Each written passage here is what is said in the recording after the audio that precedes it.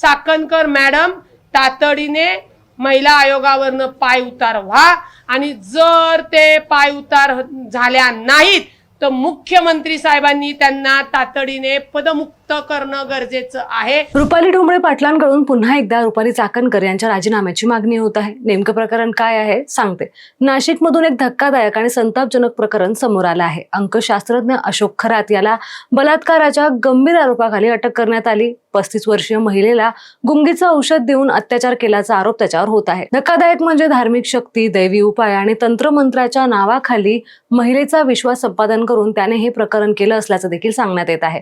पोलिसांनी त्याच्या कार्यालयावर मध्यरात्री छापा टाकला आणि पेन ड्राईव्ह जप्त केला। त्या पेन ड्राईव्ह मध्ये तब्बल 58 व्हिडिओ आढळल्याचं देखील सांगितलं जात आहे।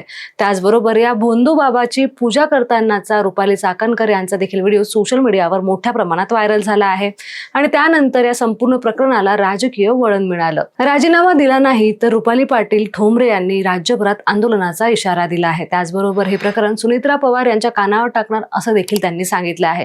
या संपूर्ण प्रकरणाबद्दल तुमचं मत काय आहे कमेंट बॉक्समध्ये नक्की सांगा।